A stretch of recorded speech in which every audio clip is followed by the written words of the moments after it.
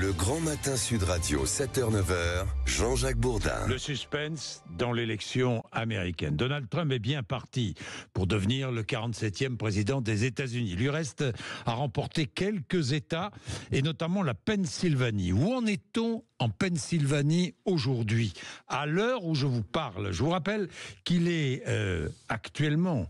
Il est aux États-Unis, 2h10 à Washington et 23h10 à Los Angeles et 7h10 chez nous.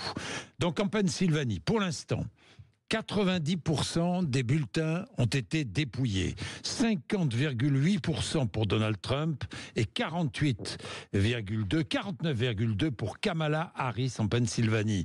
90% des suffrages ont été dépouillés. Ce n'est pas encore perdu pour la candidate démocrate. Il reste les grandes villes à dépouiller. Je vous rappelle qu'en 2020, l'écart avait été infime en Pennsylvanie. La Pennsylvanie, c'est un État important, un gros État qui donne beaucoup de grands électeurs.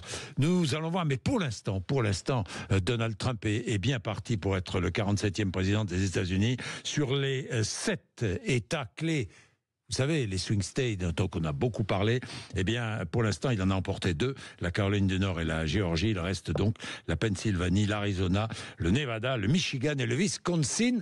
Nous allons en savoir plus dans un instant. Alexandre Priam, vous êtes avec nous en direct des États-Unis. Oui, Alexandre, ça se précise pour Trump. Ah, ça se précise, ça devient même quasiment... on se rapproche de la certitude, Jean-Jacques, pour être même tout à fait honnête. Le New York Times, très sérieux, le New York Times vient de changer son baromètre de la chance de victoire pour Donald Trump. Le journal de New York estime à plus de 95% de chances de victoire pour Donald Trump et estime même que Donald Trump ira jusqu'à 306 grands électeurs. C'est pour l'instant l'estimation du New York Times. Donc on se rapproche minute après minute de l'élection de Donald Trump à la tête des États-Unis. Ce n'est pas encore fait officiellement. Il peut encore se passer des choses, Jean-Jacques. Mais clairement, la tendance, elle devient très républicaine. Oui, avec une victoire totale, victoire en nombre de délégués, victoire en nombre de votes, ce qui est important, et victoire au Sénat, Alexandre. C'est exactement ce qu'il voulait. Et on est dans le cas de figure rêvé de Donald Trump. Il voulait la victoire populaire. C'est ce qu'il a rappelé à de nombreuses reprises durant tous ses meetings ces dernières années, puisqu'on parle quand même de plusieurs années de campagne pour Donald Trump. Eh bien, actuellement, il a exactement 5 100 000 votes en plus de Kamala Harris, donc ce n'est pas rien, c'est absolument gigantesque. C'est le double de la ville de Los Angeles, si on ne compte pas les villes autour, la ville en elle-même. Donc c'est absolument énorme, 5 millions de voix d'écart, c'est vraiment très très costaud. Et effectivement, Jean-Jacques, vous le disiez, il y a aussi cette victoire au Sénat qui est désormais certaine, puisqu'il y a 51 sénateurs républicains qui sont comptabilisés. 50 sénateurs, Voilà, donc c'est fait. 51, c'est fait. On annonce une victoire totale bientôt de Donald Trump. Une victoire totale. Merci Alexandre. Merci beaucoup. Jean-Claude Beaujour devait être avec nous, mais on a un problème de liaison avec les États-Unis, ça peut arriver. Et nous ne l'avons pas en direct. Néanmoins, nous avons Philippe qui est avec nous à Libourne. Bonjour Philippe. Oui, bonjour. Oui, Philippe, allô, je vous entends. Oui, bonjour.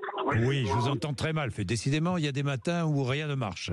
Ça, c'est un matin, il y a des mauvais matins comme ça, ou des matins chagrins, où rien ne fonctionne. Philippe, je vous entends mal. Nous allons revenir vers vous, ne vous inquiétez pas. Vous m'entendez mieux ? Ah, ça va un petit peu mieux, mon cher Philippe. Allez-y, vous commentez pour l'instant le résultat partiel de cette élection américaine. Oui, mais enfin, non, je pense que là... tout le monde sait que c'est cuit pour Kamala Harris. De toute façon, elle ne prendra pas la parole aujourd'hui. Donc, je vous entends très mal, là. Je ne peux pas vous laisser à l'antenne. C'est trop mauvais. Oui, elle ne prendra pas la parole et son porte-parole, si je puis dire, l'a dit. Elle ne parlera pas, elle attendra demain. Quant à Donald Trump, on attend une prise de parole. Lui, Elon Musk, lui, triomphe déjà sur son réseau social X. C'est en train de basculer. Donald Trump a réussi son pari de revenir de revenir et de redevenir président des États-Unis. Tout à l'heure, je recevrai de 8h30 à 9h, ici en studio, Christopher Weisberg, qui est franco-américain, démocrate, ancien député des Français de l'étranger, ancien président du groupe d'amitié France-États-Unis, pro-Harris. Et face à lui, nous aurons Randy Yaloz, qui est franco-américain, qui est avocat et qui est le président des Républicains en Europe. Donc c'est très intéressant. Tout à l'heure, de 8h30 à 9h, nous aurons un beau face-à-face. Nous expliquerons Trump a gagné. Pourquoi Trump a-t-il gagné? Kamala Harris a perdu. Pourquoi Kamala Harris a-t-elle pas perdu? Eh bien, nous réfléchirons aussi au programme, parce que je ne sais pas si vous l'avez remarqué, mais durant cette campagne, et notamment dans nos médias français, notamment sur les chaînes d'infos en continu, on était constamment dans le commentaire, mais jamais de précision sur les programmes de l'un et de l'autre. Que proposait-il? Eh bien, nous en parlerons ce matin sur l'antenne de Sud Radio. Que proposait Donald Trump et quel est le programme que Donald Trump va appliquer à la tête des États-Unis? C'est extrêmement important à savoir, il pourra d'autant plus le faire facilement, appliquer son programme, que le Sénat lui est acquis. C'est aussi très important. Il est 7h18, vous ne raterez rien, vous êtes sur Sud Radio. Il y a comme ça des matinées où l'on bouscule tout, mais ne vous inquiétez pas.